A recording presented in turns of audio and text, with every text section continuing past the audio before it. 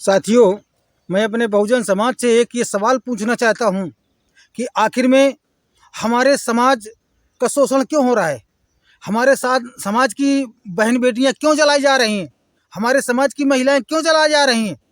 अगर है हमारे समाज का अगर कोई बंदा अगर मंदिर में जाता है तो उसे क्यों अपमानित किया जाता है? उसे क्यों मारा जाता है? क्यों दबकाया जाता है? ये ऐसा क्यों हो रहा है? मैं अपने समाज से पूछना चाहता हूँ। जहाँ तक मेरा ख्याल है, मैं समझ रहा हूँ, मैं महसूस कर रहा हूँ कि हमारे समाज में सिर्फ और सिर्फ अंधविश्वास पनप रहा है और इस अंधविश्वास के ही वजह से आज हमारा समाज दुत्कारा जा रहा है, समाज से वंचित किया जा रहा है। तो मेरे साथियों, आज आपको समझने की ज़रूरत है, आपको सोचने की ज़रूरत है। देखिए, आज वो 13 फरवरी को कानपुर देहात में महिला माँ बेटी को दोनों को जिंदा जला दिया गया और हमारा समाज क्या कर रहा है? क्या हो रहा है? ऐसा नहीं होना चाहिए। साथियों, कितनी बेरहमी से उसको जलाया गया, कितनी बेरहमी उसके साथ में की गई। मिसाल करते हैं कि अगर आपके घर में आग लग जाती है तो आप काहे से बुझाएंगे? किससे बुझाएंगे? आप अपनी मिट्टी डालेंगे, पानी डालेंगे और बढ़ेगी आग, फायर ब्रिगेड मंगाएंगे। मगर नहीं, ऐसा नहीं हुआ। भाई जी, आप बुलडोजर से आग बुझाएंगे क्या? माँ बेटी वो जब जल रही थी आग में तो वहां बुलडोजर से आग बुझाई गई। अरे वाह वाह रे समाज और वाह रे भारत देश।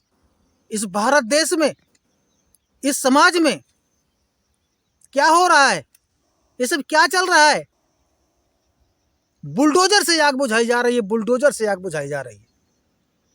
आए मेरे बहुजन समाज के लोगों, थोड़ा सोचो, दिमाग की बत्ती को जलाओ।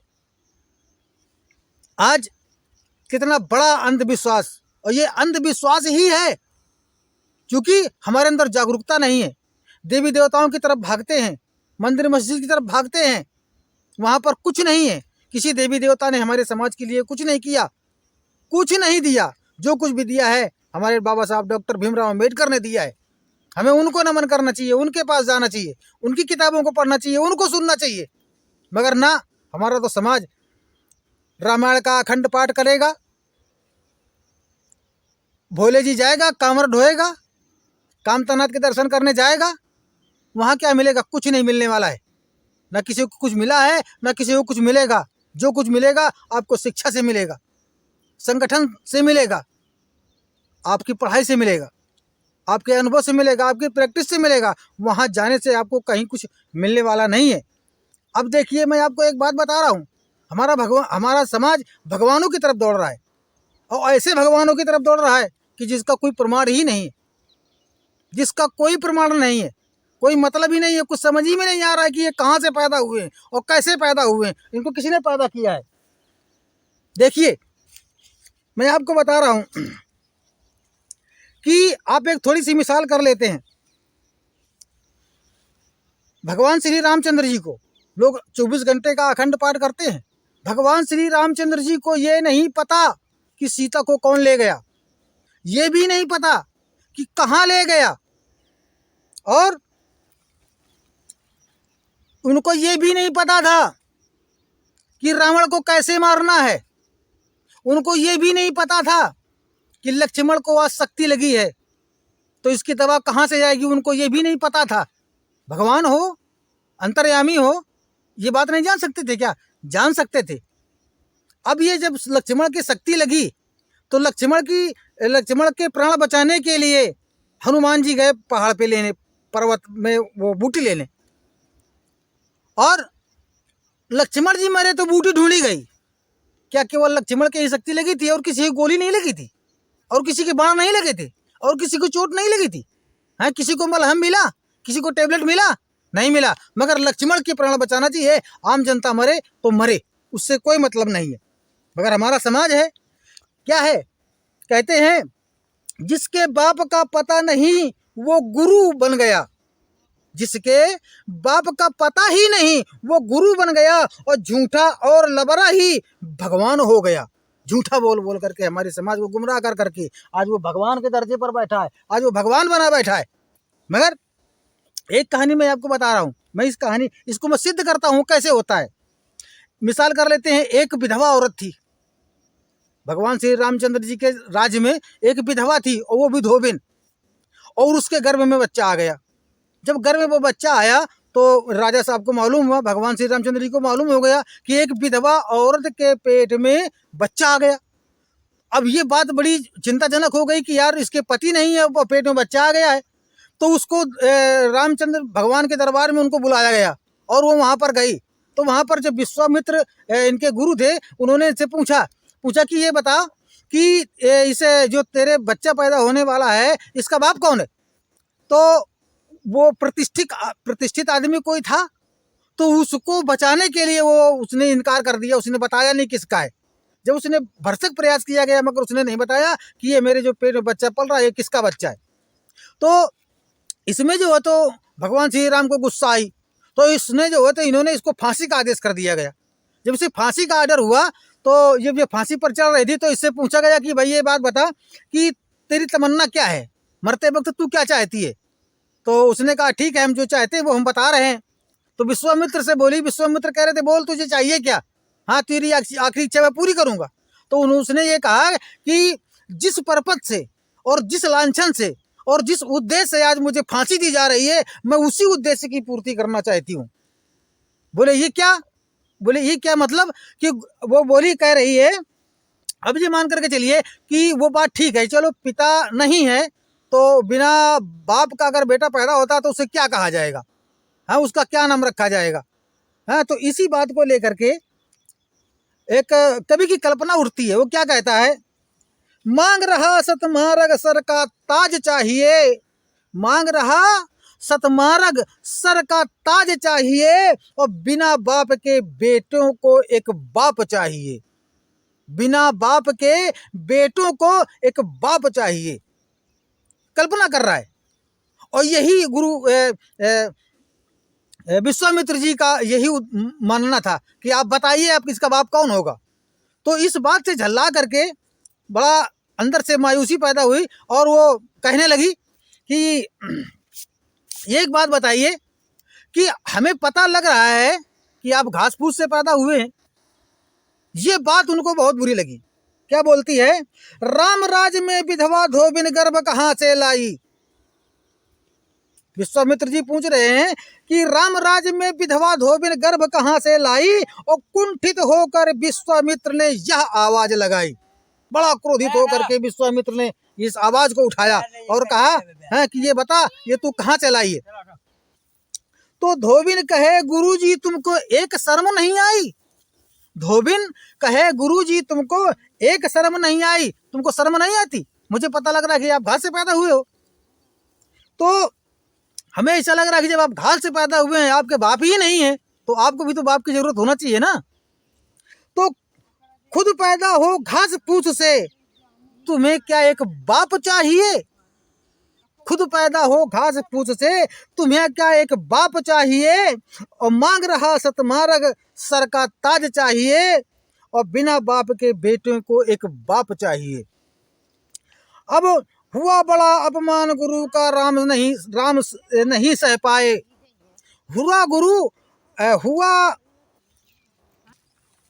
हुआ बड़ा अपमान गुरु का, राम नहीं सह पाए, और राम कहे चुप हो जा नारी, नहीं बहुत बुरा हो जाए।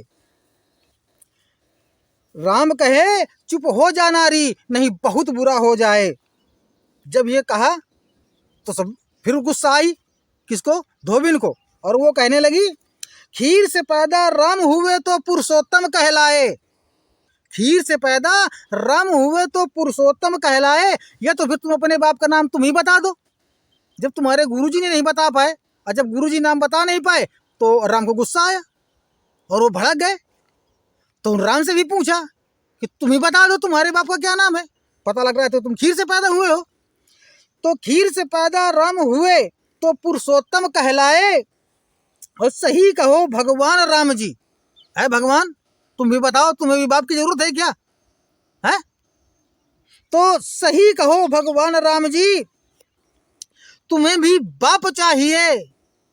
सही कहो भगवान राम जी, क्या तुम्हें भी एक बाप चाहिए और मांग रहा सतमार्ग सर का ताज चाहिए और बिना बाप के बेटों को एक बाप चाहिए। अब गुरु का भी अपमान हो गया और भगवान का भी अपमान हो गया। इस बात से क्षुब्ध हो गई सीता जी, उनको बड़ा बुरा लगा। बोले यार हमारे परिवार का पूरा अपमान होता चला जा रहा है। तो पति अपमान सह सकी न सीता तो झल्ला कर बोली, पति अपमान सह सकी न सीता तो झल्ला कर बोली, अरे लक्ष्मण नीच नार की बंद कर दीजिए बोली। उन्होंने कहा लक्ष्मण से, अरे लक्ष्मण इसकी बोली बंद कर दो, जब बहुत ज्यादा बोलते चली जा रही है।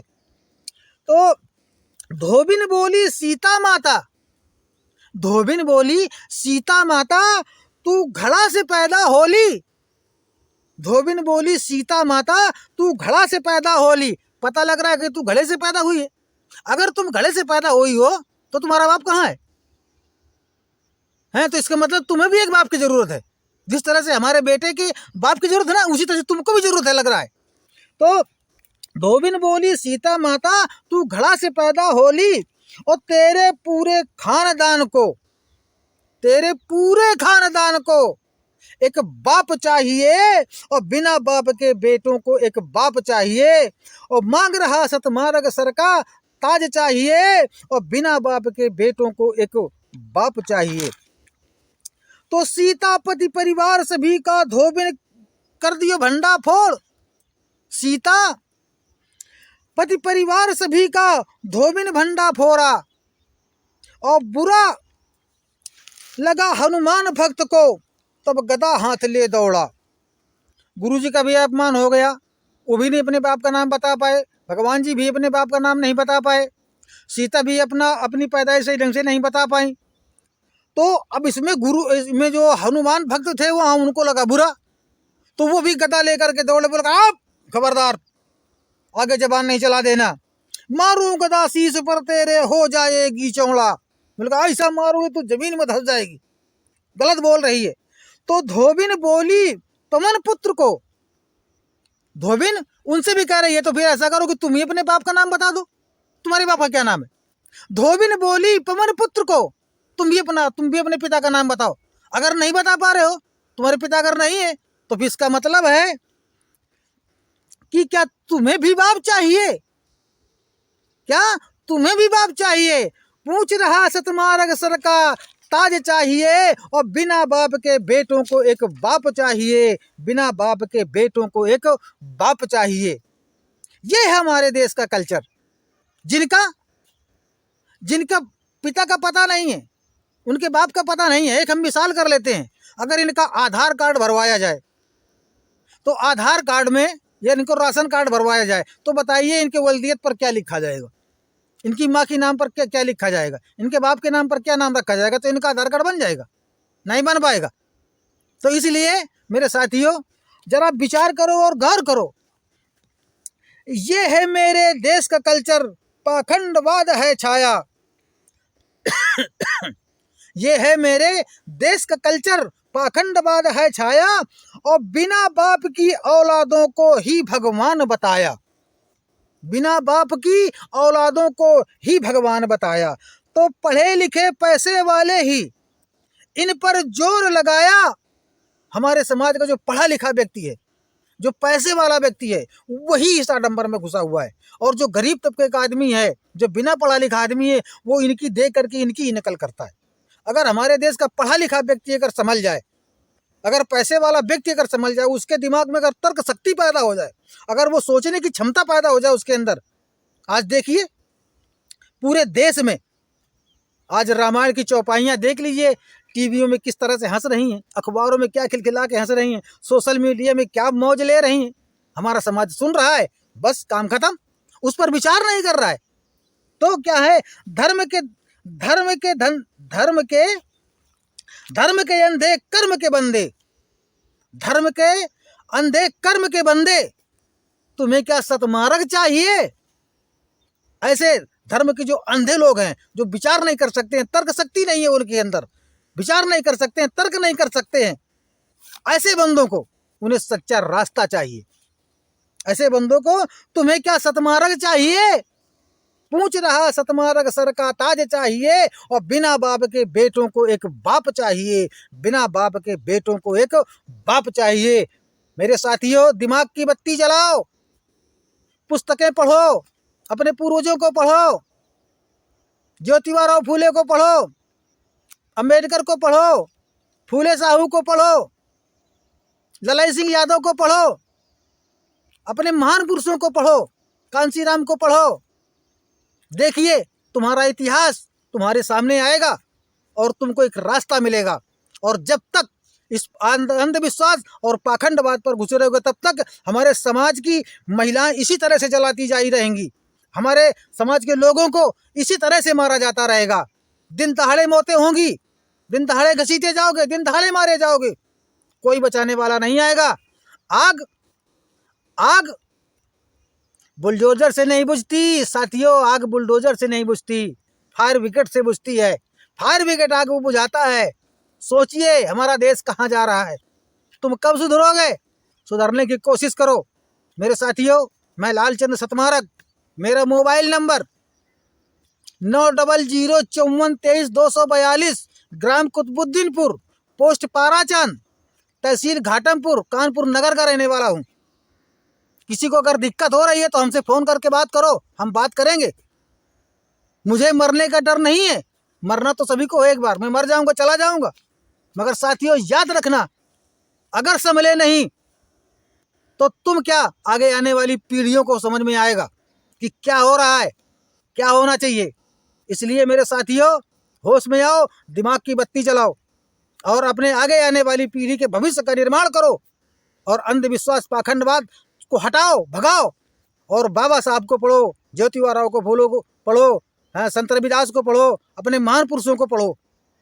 इनसे पढ़ने से आपको एक नया रास्ता मिलेगा। साथियों, इसी के साथ में अगर ये हमारा वीडियो आपको अच्छा लग रहा है, मैं तो ये चाहूँगा कि ये वीडियो अच्छा लगना चाहिए। अगर नहीं अच्छा लग रहा तो भी कमेंट में हमको बताइए, हमसे बात करो, हम बात करेंगे।